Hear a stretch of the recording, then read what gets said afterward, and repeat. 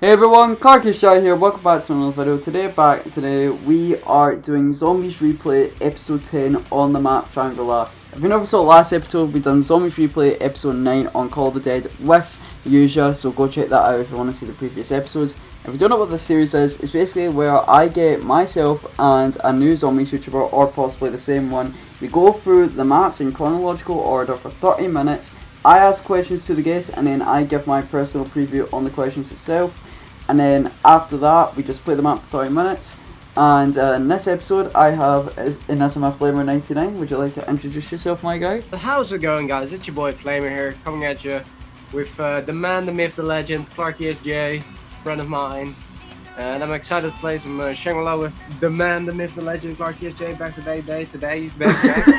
Today, in this episode, we have got Flamer in the episode Shangri-La. We're going to be going through this for 30 minutes. I'll be asking Flamer questions. Flamer, be as honest as much for Shangri-La. The next episode, we will be going on Zombies Replay episode 11 for Moon, so stay tuned for that. But let's get right into it. Are you ready, Flamer? I am ready as whenever can be. I have a little bit of some pains, but I am ready to endure the pain that is Shangri-La. Yes, here we go, boys. So as you see, this is Black Ops 3 Shangri-La. When it comes to specific just remasters and not remakes, and this is for future reference as well, I don't have BO1 Shangri-La, but BO3 Shangri-La, the only difference is that it has better graphics and gobblegums. And it's just a full-on remaster. It's not like anything big has changed to the map. If anything big did change to the map, that would be classified as a remake. So we're talking Blood of the Dead, Classified, Alpha Omega, Tag the Tone. We're talking those. And remakes-wise, we will be going over all the Black Ops 4 remakes, so Blood of the Dead, Classifying stuff when we get to the Black Ops 4 section. But apart from that, there's really nothing much I can say. So as soon as we see our guns and stuff, I will be starting a 30-minute timer, Flamer. I will ask you the first question and just go for as long as you want, my guy. No, timer has started. And we will start the questions for Shangri-La. So the first question I have for you, Flamer, is what was your first personal experience when playing Shangri-La? Like, how did you feel playing Shangri-La for the first time? Well, I said this to you yesterday, but Shangri-La was the final BO1 DLC I actually bought. I bought Shangri-La after Origins, because I was not much of a zombie player back in the day. I got more into speedrunning with my friends after Origins, and I had Black Ops 1 with, and I had, of course, Moon and the World of War maps ready, but I never played Ascension, Call of the Dead, and Shangri-La. So I bought Ascension, which I liked a lot, playing it together with my friends. Call of the Dead I got from a friend, which I was using his game. But for a long time I did not know about Shangri-La, and I did see it in the thing, and I was like, suddenly like, oh, I have 15 euro left, let's just buy Shangri-La, see how it is. I do know the exact date I started at, because I was looking at my purchase date, but I have bought Shangri-La in 2016. Ooh. I started playing this map. I thought it was really strange with all the colors. I loved seeing it. What I liked about it is that it was set in an ancient temple, and I'm a big person when it comes to history. So I was really excited to play this map. I loved the zombie designs. I've completed the Easter egg so we could do the Moon one. That's mostly why I also bought Shangri-La, just so we can get the Moon Easter egg down and blow up the Earth. But I remember me and my friends were playing this, and we were stuck on a tile stack after the first eclipse. We did not know what to do, and we were legit stuck on that thing for like 4 days straight until we finally did it. And then everything went as fast as possible, and yeah, we were just having fun the whole time. So Shang is an underrated gem. I really do not like the spikes, of course, like any other person. But it makes it more challenging, and I like a challenge. Very interesting, Flamer. Probably one of the best first personal experience for a map comment I've heard. Nice. My first personal experience for Shang was really weird because, like, Call of the Dead came out at the time. I was a big fanboy of Call of the Dead, and then obviously DLC 3 was coming along, which was Shangri-La. When I saw the Shangri-La trailer and stuff, the map looked beautiful, and the Wonder Weapon, I was a bit, you know, I don't know. I was a bit iffy with the Wonder Weapon. I don't know how I felt about it when I saw it in the trailer, but it looked fun. It looked like a fun Wonder Weapon. And honestly, it bloody is. So BB guns one's the most fun weapons to use, and even how they did it in BO3 is they gave it justice. I can say that 100%.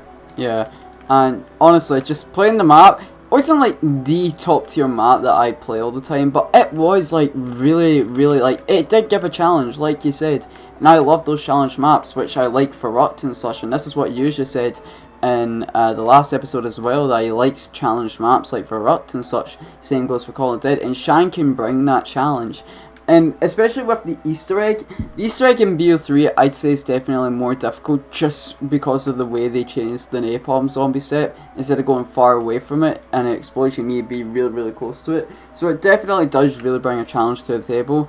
And honestly, seeing the napalm zombie, the shrieker zombie, and the way Pack Punch works is honestly really, really cool to open up. And the Easter egg itself was honestly a blast. So there's really nothing much I can say apart from the fact that I was really intrigued with Shang. I was really intrigued with Shang. So the next question I have for you, Flamer, is what are the things you don't necessarily like about the map? Well, the most things I don't like about this map doesn't really have to do with the zombie part of it. I think in map-wise, I don't like the spike trap. Like that you can get stuck behind it. It makes it frustrating once you're down. You want to try and get to your buddy so that they can revive you, and yeah, stuff happens, and you just get stuck the whole time. And when your buddy tries to revive you, well, they mostly die as well if they don't know what to do. Which I had happen a lot of times with my buddies. Like they did not know what to do. Clutch. I'm dead. I had no ammo. Clutch, boys. We'll just start back up, boys. At practice run, you know, practice run. We got this, boys. Can I just say, like, the thing I was talking about with the spy trap, that just happened to me as well. I saw that you died. I wanted to go over you, but I had to wait for the spikes to come down again. I would be getting trapped by the zombies if I don't have any ammo. But I was risking it anyway, and that's the fun part about Shangri-La. You don't know what's gonna happen. Yeah. Challenge-wise, it sucks. it really sucks being stuck, but it also gives you that motivation to not get stuck in between those things. Because if that just happens, it's game over.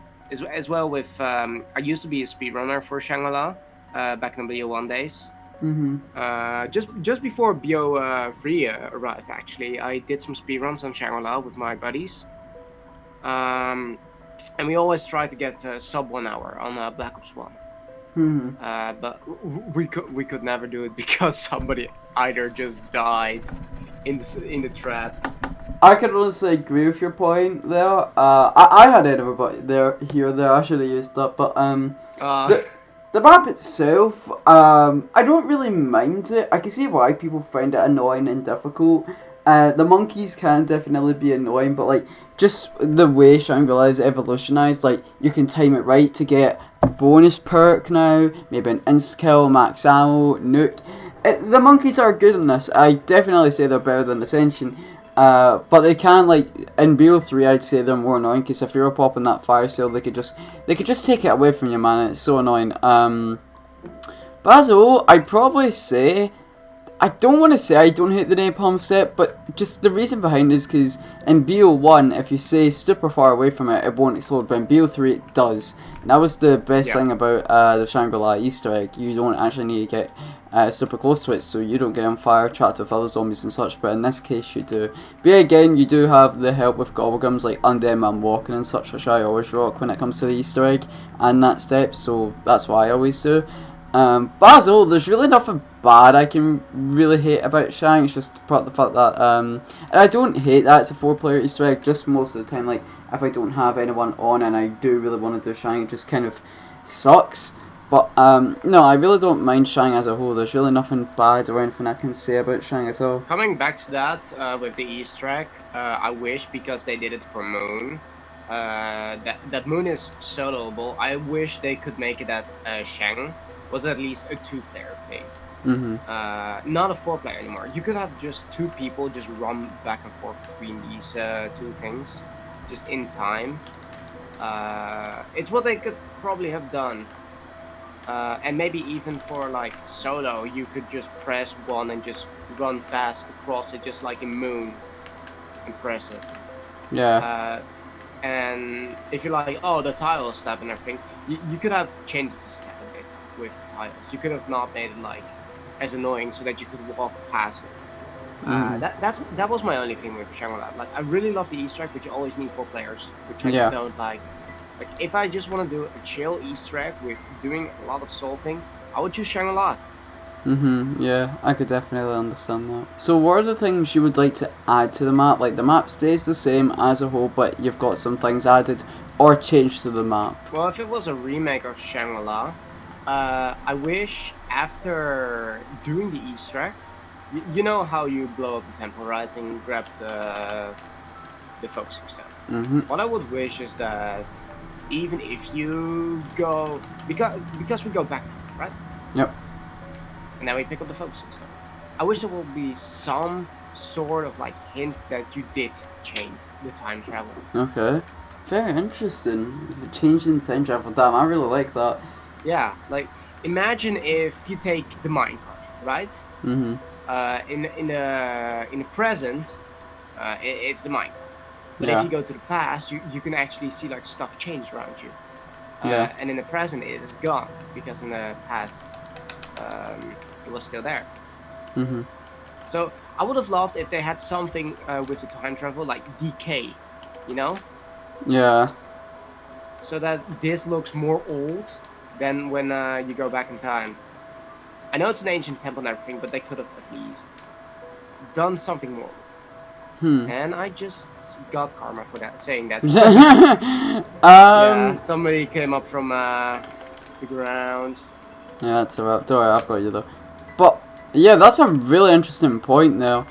The things I'd really change is, well, make it soloable, or again 2-player. I wouldn't mind if this Easter egg was 2-player, because 2-player could be definitely doable if like you could just press those tiles quick enough somehow.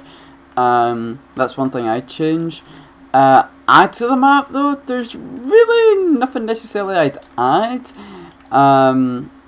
There's just like the map itself, I just think is beautiful as a whole, but changing, that's why I changed, like maybe, or even just for fun, maybe you have to do an Easter egg to get everything back in time and stuff, where it's Eclipse mode in solo. You just have to do like a really long ass Easter egg. I personally wouldn't mind that. Maybe not long, but just I don't know, just an Easter egg where it's all where you can do the Eclipse mode in solo. That's why I changed personally. Apart from that, there's really nothing else I'd change to Shang, honestly. I'm right here at this part, right? Near Widow's Wine, or original PhD location. If there was something I would add, is I would have added a secondary minecart. There's another minecart rail down here. Ooh. Like if they open this up, you could go like a transit bus route B kind of thing. You see, like right here. Yeah. I would have loved that if you could go to like a new area, like because this is a temple, like I don't know what you call them, a ceremonial like area. I would have loved a ceremonial area in here. Yeah, that. Just like in now I'm gonna be talking about World War II. Oh, I bet that.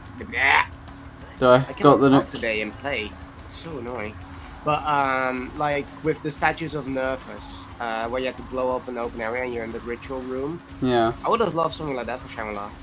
Yeah, that's really interesting. I like the sound of that. That is really interesting. So the next question I have, Flamer, is what do you like about the map? What do I like about the map? Well, like I said, the history setting with like an ancient temple, because we never saw that really in Zombies before. Also, it's a controversial thing, but I really like the napalm. Most people hate him, but it adds some difficulty in it. Yeah. Since Zombies was just shooting zombies and moving around and blah blah blah blah. You know the usual. Kill zombies, do the Easter egg, get Wonder Weapon, finish it, survive. That was it. And with this, you actually have to strategize. Like, okay, napalm's coming. Which route do I go? What do I do? Do I shoot him with a baby gun? Do I hit him but risk taking damage and risking it down? or do I go the other way? And the same with the Shrieker. The Shrieker basically acts like a flashbang, which disrupts your vision. Yeah. And that adds up to the challenge to see how can I do this. Of course, you have the baby gun, which is powerful, but you're gonna run out of ammo eventually, and you're either gonna rely on an alchemical or max ammo. So you can either use the monkeys around the map with prayer changing, or just pray. The things I really like about the Shang is, like, gotta be honest, the map itself is beautiful. I love the aesthetic of the map. Oh yeah, 100%. Yeah, the map is beautiful, especially on BO3. The graphics are just amazing, man. Probably one of the most beautiful maps ever. Yeah, it can be annoying and stuff, but the map itself is just beautiful. Like the waterfall, I really like the minecart. I thought the minecart was a real cool thing, and we'll ride it later in this episode. But it was really just, I don't know, man. There's nothing really bad I can say about Shang, because, like, again, I'm a sucker for all maps. But honestly, just the map itself is just beautiful, especially in BO1 and BO3. BO3 I definitely say is better due to the high definition graphics when it comes to the PS4 and such. But still, it is still good in BO1, and it just, honestly, man, and the baby gun as well. Oh, the baby gun. I love the baby gun a lot, and just, there's really nothing bad I can say about Shang. The only thing I would change is just the 4-player Easter egg, but Shang as a whole is just beautiful as a map. And Eclipse mode as well, going in Eclipse mode is, like, beautiful, man. Like, it's in a dark setting, and it's just, oh man, I really can't say much about how beautiful this map is. Right, this was the first map we had, like, any color on it, right?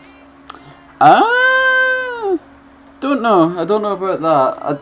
Because beforehand we had the World of War maps, which were all set in dark, gloomy maps. Kino, Ascension, Call to Death. Yeah, so Shangri-La was the first map we actually had some sunlight in it. Well, you could say that Kino had some sunlight, but yes, like the setting of dawn, dusk, as people call it. Twilight, I think it's called. Yeah, Twilight, I think.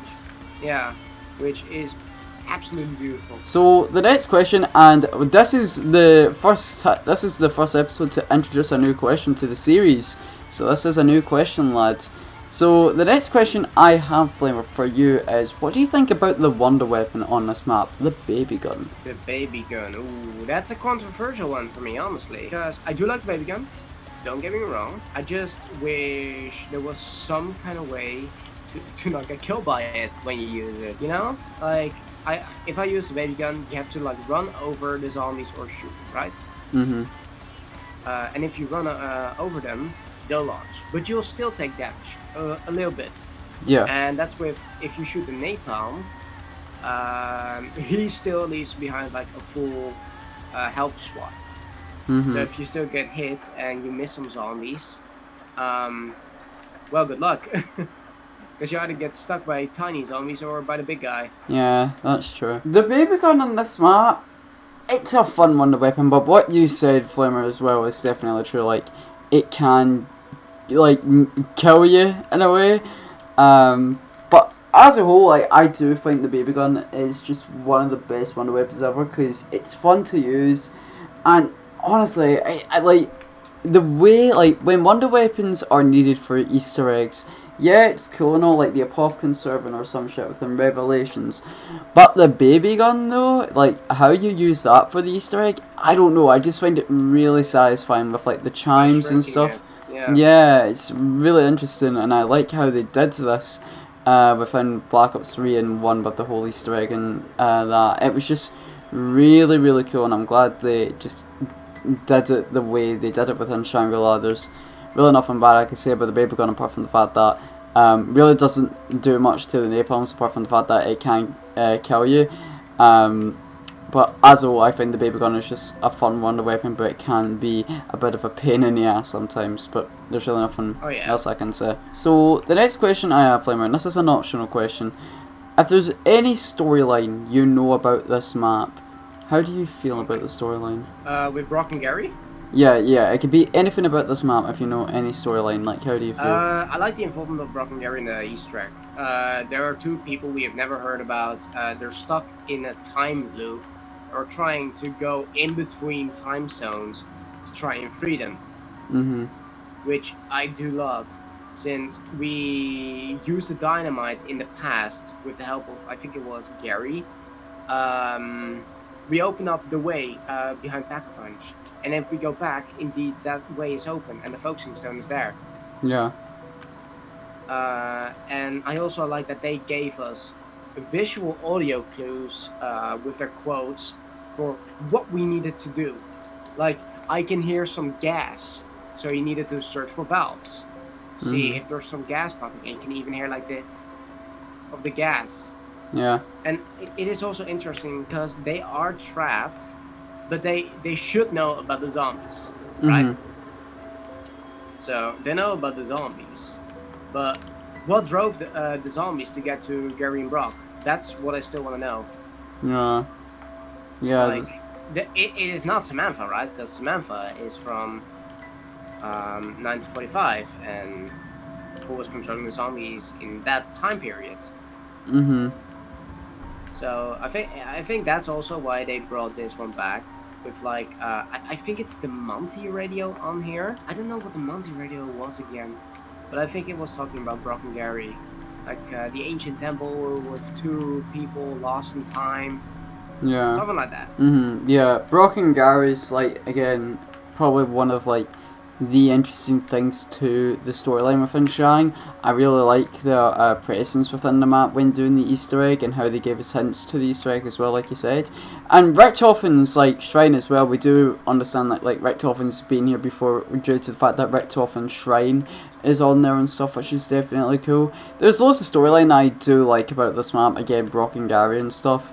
Again, not really a big storyline person here, but the like just the connection with Brock and Gary telling you what to do and stuff, helping them, and they're stuck in an infinite time loop and stuff is definitely really cool. And with Richtofen's shrine and stuff, and they're going to get the meteor stone and stuff, I definitely think that is like really cool. So the next question I have, Flamer, we have two questions left. Would you be okay with the map? Would you be okay with the? Would you be okay with the map? I can't speak. Would you be okay if the map came back as a remaster where it'd be all high definition graphics, or a remake where we get some old areas but a lot of stuff would change? Honestly, I think they should be done with Shangri-La. We saw it 3 times now. We saw it in original BO1, we saw it in Revelations, and now in BO3 again. So we saw it 2 times in BO3. So if they do bring it back in like regards to Moon or something, like another parallel universe, hell, we even saw it in Classified. Yeah. We saw it in the intro. So we legit saw it like 4 times already. So I think they should be done with it. And also the nod that intact that Shangri-La's on Mars is a bit over the top. Yeah, I can definitely understand how you feel about that there. I really don't mind if they brought it back as a remake. Like, maybe we don't get this area, maybe we get a completely different area just set in this setting, and maybe the area we are set in is close to Shangri-La. But like you said, we have seen it 4 times within Tag, with it being in Mars, Classified with the picture, BO1, BO3, and also in Revelations as well. Honestly, I'm above both where, again, I wouldn't mind if it came back, but yeah, again, like, I wouldn't want a full-blown remaster. I think the way it is in BO3 is already graphically beautiful and such, and just all in all, I really can't see it come back as a remaster. But as a remake though, maybe we get it in this setting, just a completely new, different area, but just like, I don't know, like maybe the new area we get set in is close to Shangri-La, and maybe we learn about if it is on Mars, because it's still a bit skeptical whether it is or not, whether Tag's there or not. I'm still a bit skeptical. The thing with that, right, with the whole Mars thing is, how the frick did they get to Mars? They can't have used the lunar landers because they got teleported from Call of the Dead. Yeah. How did Brock and Gary survive out here? Yeah. Why are there 935 freaking machines everywhere? Yeah, true. There's loads of stuff within this map that are like really peculiar, especially with the whole Mars thing too. This is the last question, Flamer, and we have 5 minutes left. So, the last question I have for you is, out of 10, what do you think of Shangri-La, and the reason why? I'm gonna give 2 ratings, okay? I'm gonna give original and remake. Oh. Remaster. Oh, okay. Very interesting. Original. I'll give the original an 8. Ooh. I give the original an 8 because it brought something new to the table and difficulty. BO1 was already difficult, but this one was really difficult to do. And it would, if you did the Shangri-La Easter egg back in the day, it would show you are a real zombies player. You do this Easter egg, even though it's hard, you get that communication done. Yeah. BO3. The map, beautiful and everything. But I'm gonna give it a 7. Ooh, okay. Because of the difficulty adjustment in BO3. Yeah, I can So, I said to Clarky at the beginning of this video, I am not gonna run any freaking gobblegums. Because I think, in my opinion, it is blasphemy if you use gobblegums on this map while originally playing it. Since you have Perkaholic and everything, it's so much easier. You have Widow's Wine, the difficulty spike goes down. Like, I'm just risking it all right now by just using shitty weapons, in my opinion. But I'm just having fun while I can do something. I mean, we could have just been killing zombies the whole time, and we could have been by around 25 by now. Yeah. I think it's more easier, or fun at least, to just use some other guns. Like, I do have a ray gun for if I'm stuck in a situation. But there are so many easy to use guns in the box in BO3. Yeah. And on BO1 it was just the difficulty that made this map more fun for me. Because it really showed you how to maneuver. And now, you don't have to get saved by your freaking Widow's Wine grenade. Yeah, very interesting flavor. I thought you're probably the first people to talk about the original and the remaster for a rating out of 10, so very interesting. I'm going to say it as a whole here. So I'm not counting the original and the remaster, just talk about Shangri-La as a whole. But I do get what you said about like the remaster and stuff within BO3 and such. I don't know, man, because I do like Shang. The fact that it's a 4-player Easter egg kind of bugs me a bit, but not really, because I know more people now to play zombies with. I'll give it a 7 out of 10. I'll give it a 7 out of 10 as well. The reason why behind it is because, one, I just really like the map graphically. It is beautiful. I love the baby gun. It's an amazing wonder weapon. The 4-player Easter egg, sure, it is 4-player, don't get me wrong, but as a whole, the Easter egg is really fun. Step 4 with the napalm can be annoying to fuck, yeah, sure, and like, we can get complicated on some steps. If Fanatic, if you're watching this video, you probably already know what I'm talking about.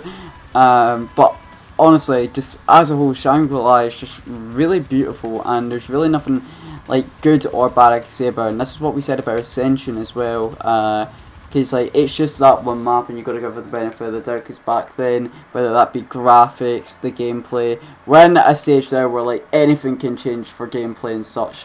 And like you said, with BO1 and stuff, with the difficulty and such, I remember Mr. TLX5 doing ranking every single zombies map for Treyarch specifically, with the Z House, and he said he liked Shang, whether that be BO3 and BO1, but he thinks BO1 was better due to PhD flopper. And I can understand, like, PhD, yeah, PhD is just like a big thing that can help within Shang, and honestly, like, with BO3 as well, you do have like Danger Closest, which is kind of considered PhD, but yeah, again, it only does last like 43 rounds. Oh no, rest in peace, Flamer. Okay. Oh, we got the nuke. I'll try to get the nuke. Save us all. But yeah, but honestly, I really do not mind Shangri-La as a whole, and I can understand why people would choose the BO1 version, whether that be just for PhD or the BO3 just for the gobblegums. Either way, I don't mind it, and that's why I only consider maps where that be remaster, just as a whole. but honestly I really do like what they did with Shang. So the 30-minute timer is done, Flamer. We literally finished all the questions on the dot. We literally finished all the questions on the 30-minute dot.